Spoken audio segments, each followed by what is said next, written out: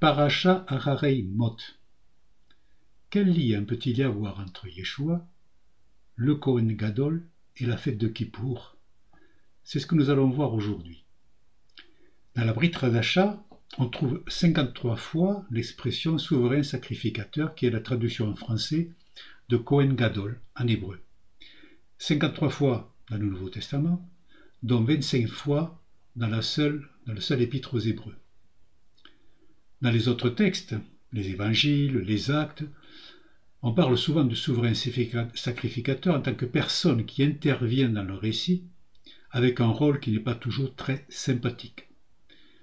C'est seulement l'auteur de l'Épître aux Hébreux qui va nous parler du souverain sacrificateur dans un rôle spirituel, et en fait il va associer ce rôle de souverain sacrificateur à Yeshua. Il faut garder en mémoire que cet auteur de cet épître aux Hébreux est sans aucun doute un érudit en Torah et sûrement aussi un érudit dans les enseignements de la Kabbale. De plus, manifestement, il a été le témoin de ces cultes qui ont été rendus dans le Second Temple, ce Second Temple qui allait être détruit quelques années après, et c'est à ce double titre qu'il convient de prêter attention à ce qu'il nous dit quand il assimile Yeshua au souverain sacrificateur, le Kohen Gadol, en particulier lors de la fête de Kippour, lorsqu'on regarde par exemple le chapitre 9, où il est fait mention de l'entrée du Kohen Gadol dans le Saint des Saints, qui est justement cet événement n'arrive qu'une seule fois par an lors de la fête de Kippour. Donc ce lien entre Yeshua, Kohen Gadol et Kippour, il y a un secret là derrière. Quel est ce secret? C'est ce que je vous propose de voir dans cette étude. Mais auparavant, comme d'habitude, on va commencer à déjà analyser un certain nombre de choses. Kippour est le pardon des péchés. Alors, il est souvent dit, peut-être de manière un petit peu rapide et abusive, que le sacrifice de Yeshua au moment de la Pâque, au moment de Pessah, nous purifie de nos péchés. Alors, est-ce que l'agneau sacrifié lors de cette fête est une image de cette purification? En fait, on sait que cet agneau va être consommé physiquement et que son sang va être répandu sur le bois des linteaux de la porte des maisons des Hébreux au moyen d'un bouquet d'hysope, afin que l'ange de la mort, qui va passer dans la nuit, soit déjà averti de cette chose-là pour éviter le châtiment de la mort des premiers-nés à ceux qui auront répandu ce sang sur le linteau de la porte. Est-ce que cela a à voir avec le pardon des péchés? Non. C'est uniquement pour que le châtiment de Dieu passe au-dessus. C'est d'où le nom de Pessah, qui veut dire passer au-dessus. Et d'ailleurs, en anglais, on peut noter que cette Pâque juive s'appelle Passover, ce qui passe au-dessus. Cette notion de pardon des péchés, elle est liée dans les fêtes que nous donne aujourd'hui la Torah, elle est liée à une autre fête de l'Éternel qui est la fête de Kippour.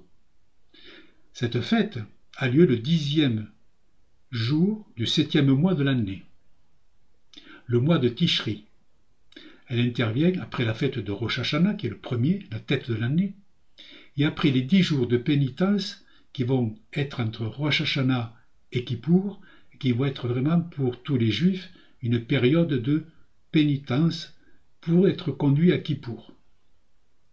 Cette fête on appelle aussi le Grand Pardon, car c'est ce jour-là, le 10 de Tishri, que le peuple doit recevoir en principe le pardon divin pour toutes les fautes commises tout au long de l'année. Je parle ici de pardon divin, car chaque juif doit demander ici-bas le pardon des personnes qu'il a offensées avant cette date du 10 de Tishri.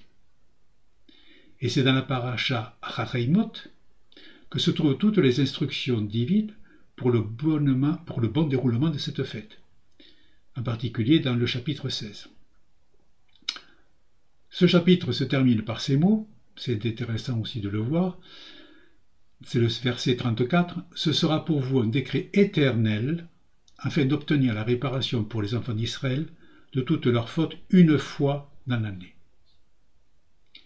Alors, dans la paracha, maintenant, c'est dans le Vayikra, c'est-à-dire dans Lévitique 16, on va voir plus particulièrement dans cette paracha Hararei Mot les grandes lignes de cette célébration.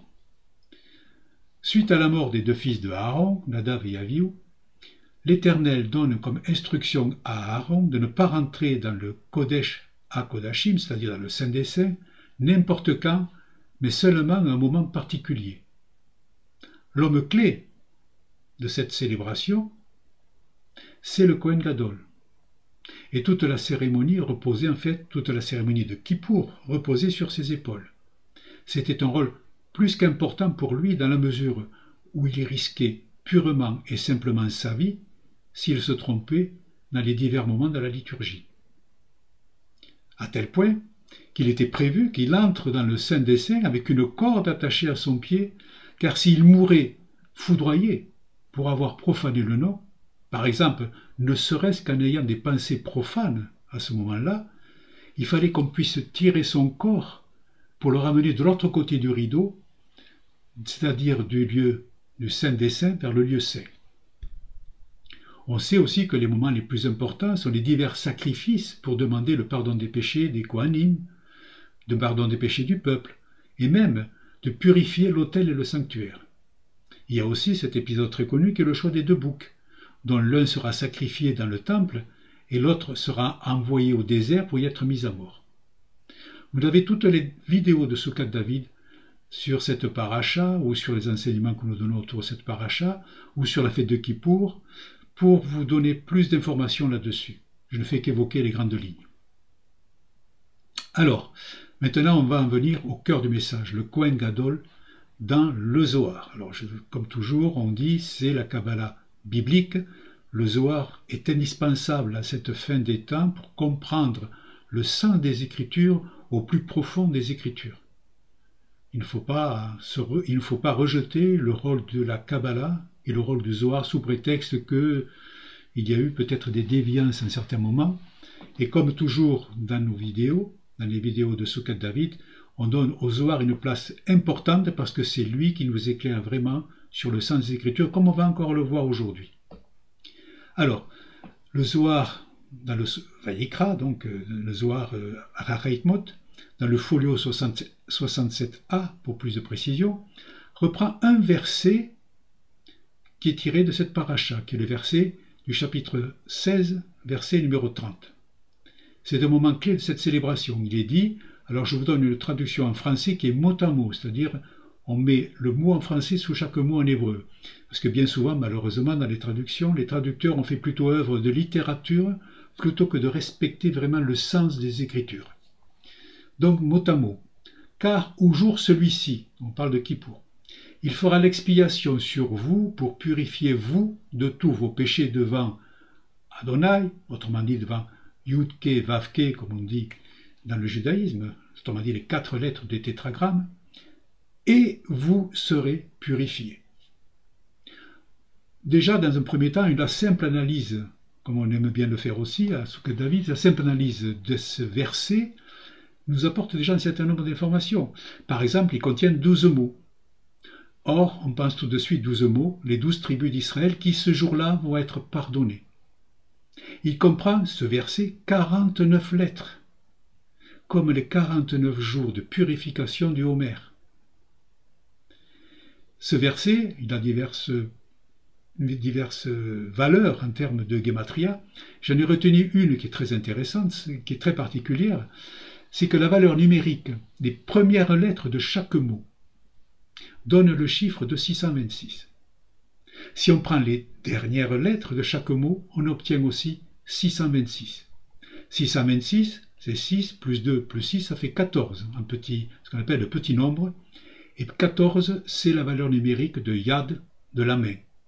Ce qui veut dire que dans ce verset, on trouve la présentation des 2 mains.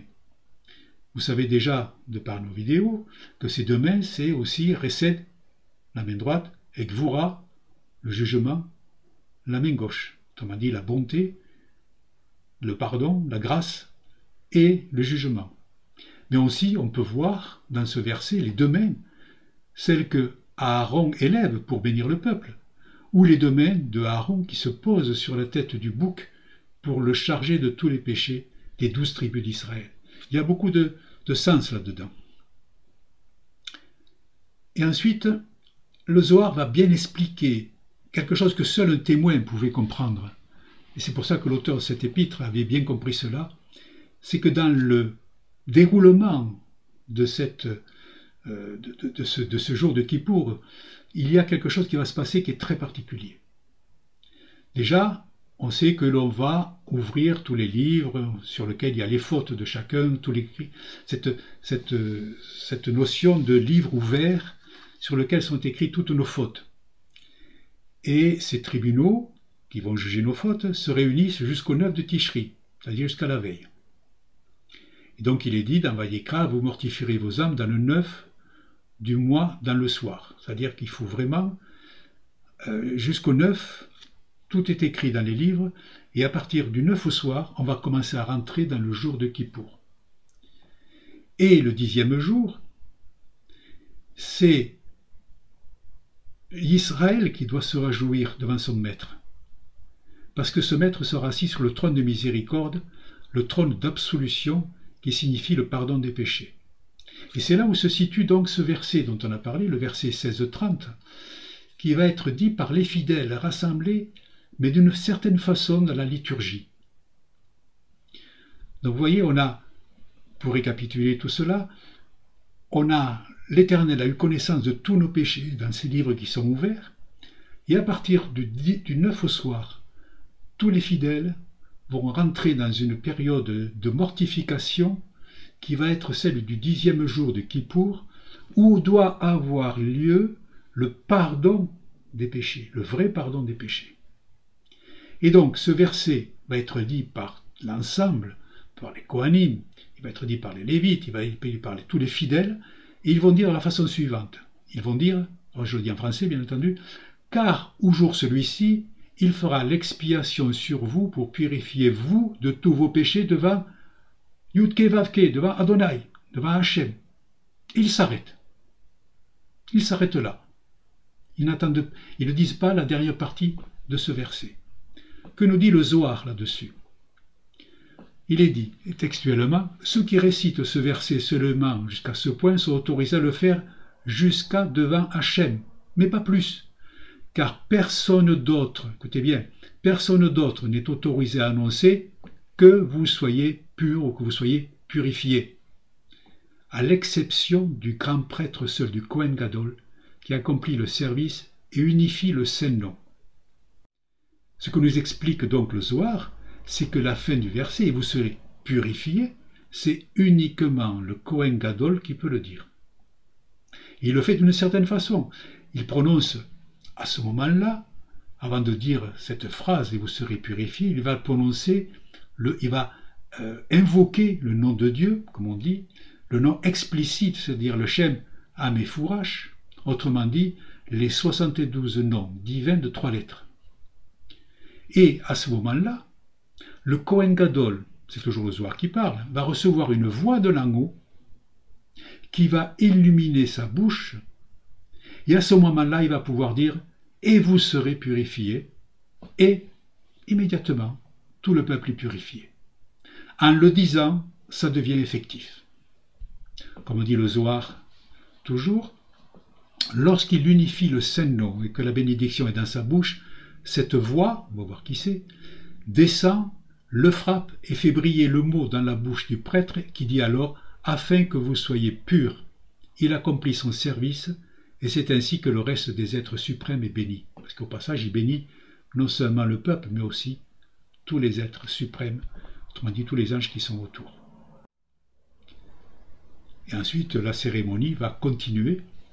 Et c'est là, à ce moment-là, étant purifié, que le Kohen Gadol va pouvoir entrer dans le Saint des Saints. Pour pouvoir faire, bon, il y a l'encens, il y a toute cette liturgie très importante qu'il doit faire absolument concentré là-dessus, au risque de sa vie. Et c'est à partir de ce moment-là qu'il peut le faire, parce que lui aussi, il est purifié. N'oublions pas qu'il a présenté des sacrifices pour lui, pour sa famille, pour le peuple, et pour tous les instruments, et pour tout le site du temple.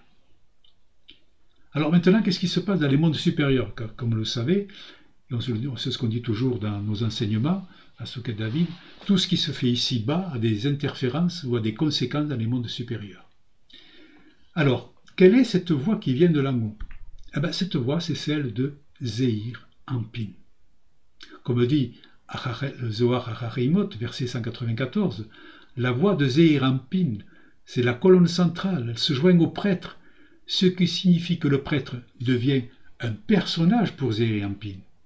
Il leur dit, pour que vous soyez purs, en état un char pour la colonne centrale, il peut apporter sur eux l'illumination de la Chorma, qui apporte le pardon des péchés et la purification. Donc tout cet achevêtrement de sphirotes qui existe dans l'arbre de vie, c'est quelque chose qui a des conséquences dans l'en haut et des conséquences pour l'en bas. Ni le peuple ni aucun autre prêtre ne dit pour que vous soyez purs, sauf le grand prêtre, le Kohen Gadol, lorsque la voix lui est attachée, ce qui signifie Zeir Anpin. Il est alors capable d'apporter l'expiation sur eux et proclame afin que vous soyez purifiés. Ce que nous enseigne le Zohar et la Kabbale des sages d'Israël, c'est que le Kohen Gadol se revêt des attributs de Zeir Anpin. Suivant la terminologie kabbalistique, le Kohen Gadol devient un char, Merkava de Zeir Anpin, afin de prononcer les mots « et vous serez purifiés ». Ce n'est pas qu'une seule prononciation de mots, ça a un effet immédiat, physique entre guillemets, sur tout le peuple qui est là. Ce que nous enseignons, pour ceux qui sont habitués de nos enseignements, vous savez très bien que nous le répétons à longueur de vidéo, c'est que le Mashiach Ben Yosef s'est revêtu lui aussi des attributs de Zeir Anpin pour accomplir sa mission. Vous n'avez qu'à regarder toutes les vidéos qui sont là-dessus. Au passage, je vais vous rappeler, si vous avez oublié, mais si vous ne connaissez pas trop bien, ce qui est Zeir Anpin dans la structure du Etz HaChaim, de l'arbre de vie.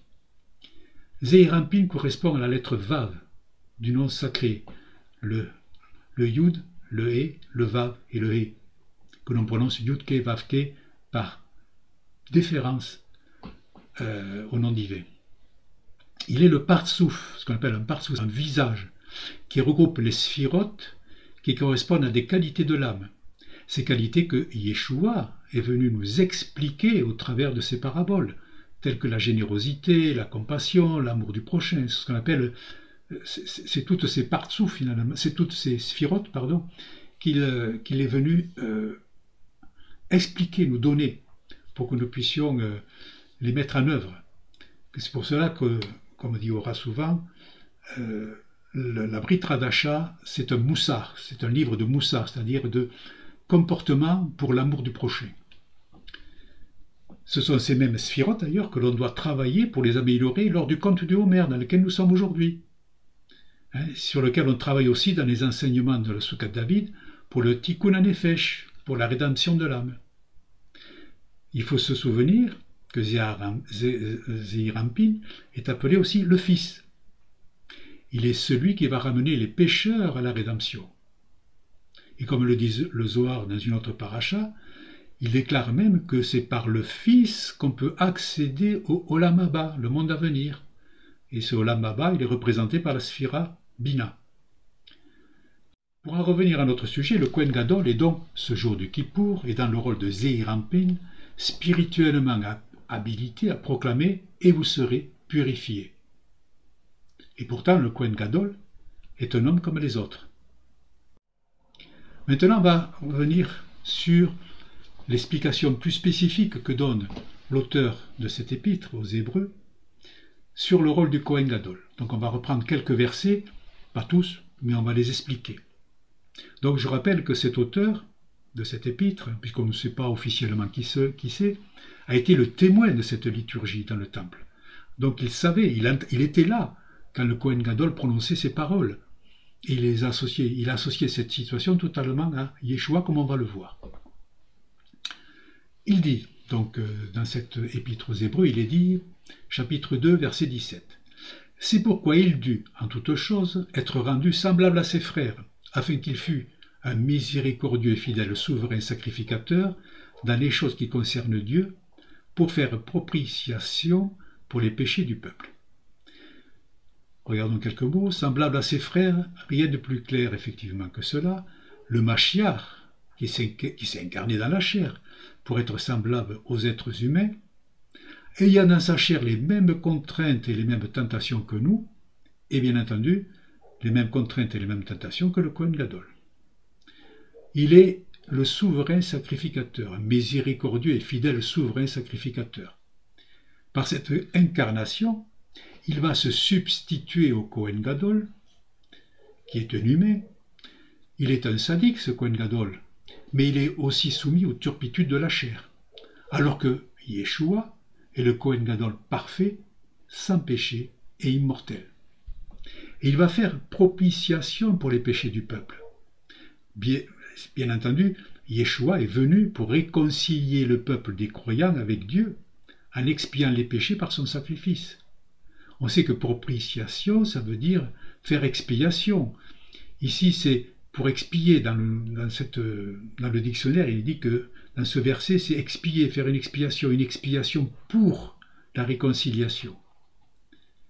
Et ce mot de propitiation est bien entendu allié avec propitiatoire, autrement dit le couvercle, le caporette de l'arche d'alliance, sur lequel le Kohen Gadol va faire une aspersion de sang des sacrifices de ce jour, celui du taureau et celui du bouc.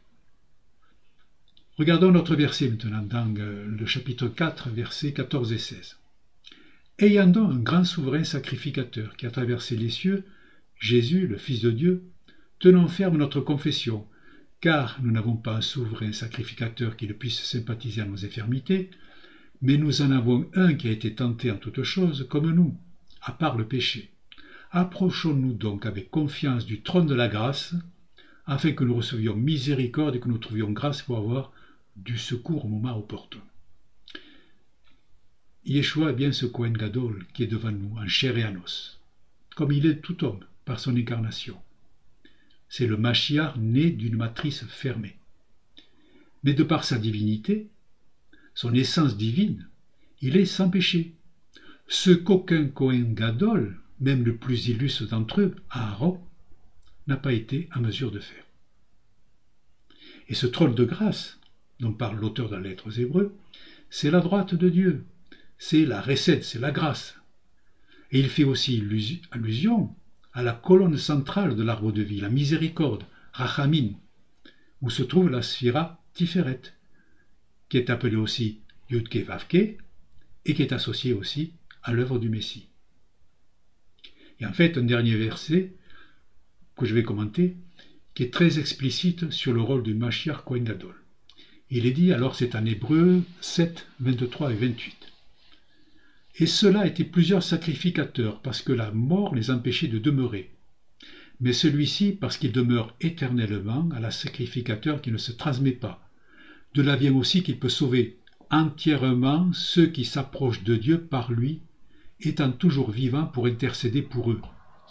Car un tel souverain sacrificateur nous convenait, saint, innocent, sans souillure, séparé des pécheurs et élevé plus haut que les cieux, qui n'est pas journellement dans la nécessité, comme les souverains sacrificateurs, d'offrir des sacrifices d'abord pour ses propres péchés, ensuite pour ceux du peuple, car cela il l'a fait une fois pour toutes, s'étant offert lui-même. Car la loi établit pour souverain sacrificateur des hommes qui sont dans l'infirmité, mais la parole du serment, qui est après la loi, établit un fils qui est consommé pour l'éternité. Il est à noter que le sacrifice qui est offert ici, le sacrifice de Yeshua pour le pardon des péchés, est bien associé dans ce texte au sacrifice de Yom Kippour, qui sont des sacrifices pour couvrir le Kohen Gadol et sa famille, et ensuite le peuple des croyants. Le point à souligner, c'est cette partie de phrase. De là vient aussi qu'il peut sauver entièrement ceux qui s'approchent de Dieu par lui. Par lui. Par Yeshua. S'approcher de Dieu par Yeshua. Il est la porte. Il est le lien. Il est le chemin. Nous avons un accès pour arriver au trône de grâce. C'est bien là le rôle de Zeir Anpin. Zeir Anpin, c'est le Vav qui relie Malrout, notre monde ici-bas, qu'on appelle le Olam Hazé. Il relie donc ce monde d'ici-bas au monde supérieur, le monde à venir, le Olam Abba. Et comment cela se fait-il? Parce que par lui, nous sommes purifiés. Et on retrouve en cela le Kohen Gadol, quand il prononce ces mots « et vous serez purifiés » après toute la cérémonie des sacrifices. Et cela m'a fait penser à une chose, qui vaut ce que ça vaut, mais enfin, c'est lorsque on a aussi ces dernières paroles de Yeshua sur la croix, tout est accompli. J'y ai pensé à cela parce que le verset dans le Zohar, le verset 197, se termine aussi par ceci, par ces paroles. Il est dit, lorsqu'il unifie le Saint-Nom et que la bénédiction est dans sa bouche, cette voix, donc, qui est celle de Zéhirampin, descend, le frappe et fait briller le mot dans la bouche du prêtre qui dit alors, afin que vous soyez purs, il accomplit son service, et c'est ainsi que le reste des êtres suprêmes est béni. Yeshua a accompli la liturgie de Yom Kippour pour arriver à la purification générale de nos péchés. Il est à noter aussi le point suivant. Il se trouve que depuis la destruction du Second Temple, il n'y a plus de Kohen Gadol pour prononcer cette phrase « et vous serez purifiés ». Même si, bien entendu, il y a dans le monde des milliers de synagogues dans lesquelles ce jour-là, les Juifs vont venir pour recevoir cette absolution de la part des Kohanim. Mais il manque quand même quelque chose. Pour nous chrétiens, nous savons que nous pouvons, par Yeshua, recevoir cette absolution de la part du Père. Bien sûr, quand on pêche, on peut à tout moment se repentir et demander à Hachem, par le nom de Yeshua, de nous pardonner après avoir pris l'engagement de ne pas recommencer. Mais il y a aussi ce jour particulier dans l'année, qui est le jour de Yom Kippour, pour lequel on doit se préparer au moins 10 jours avant, et même durant tout le mois qui précède le mois de Elul, suivant la tradition des Juifs séfarades.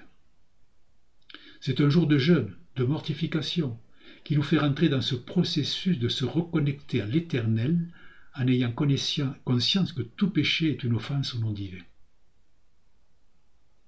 Alors, si vous ne le faites pas encore, pourquoi ne pas faire de ce jour de Kippour, en suivant le calendrier judaïque, un jour d'unité avec Israël pour recevoir cette absolution, en ayant dans l'esprit que le sacrifice de Yeshua est toujours valable pour nous, et que nous avons ce jour-là un Kohen Gadol parfait et éternel, qui va pouvoir dire « et vous serez purifiés », parce que nous savons qu'il est le Messie qui s'est chargé de toutes nos fautes, comme le bouc pour Azazel, pour pouvoir nous laisser blancs comme la neige.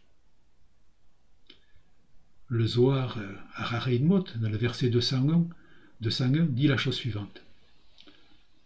Le peuple sait que sa prière a été acceptée. Comme le dit le verset, « Si vos péchés sont comme l'écarlate, ils deviendront blancs comme la neige. » Le prêtre recule et prononce sa prière. La part du prêtre est très importante. C'est toujours le Zohar qui parle. Grâce à lui, il y a ce jour-là joie sur joie, en haut et en bas. Toujours ce principe que tout ce qui se fait en bas a des conséquences sur l'en haut. Je continue. À propos de cette heure, il est écrit « Heureux le peuple qui se trouve dans un tel cas, heureux le peuple dont l'Élohim est Hachem. » La part du prêtre est très importante, c'est le Zohar qui le souligne. Sachant que pour nous, il s'agit de Yeshua. Et grâce à lui, nous pouvons recevoir dans la joie cette absolution, ce jour-là de Kippour. Et entrer dans ce qui va être la fête de la joie, la fête messianique par excellence, qui est la fête de Sukkot.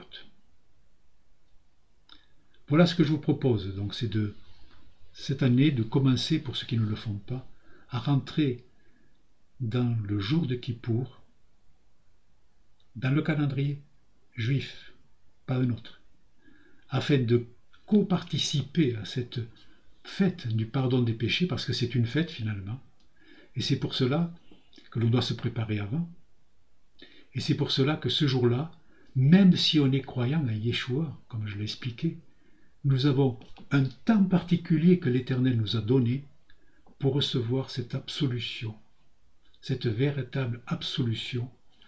Et nombreux sont ceux qui peuvent témoigner parmi les messianiques que ce jour-là, en ayant suivi tout le processus, en ayant fait de cette fête de Kippour la fête de la mortification, mais aussi celle de la joie du pardon, ils se sont sentis allégés à la fin de ce jour de quelque chose d'extraordinaire. C'est vraiment une fête qu'il faut, si vous ne la faites pas encore, qu'il faut que vous gardiez, que vous la mettiez en application. Voilà pour cet enseignement. J'espère qu'il vous sera profitable. Que l'Éternel vous bénisse. Amen.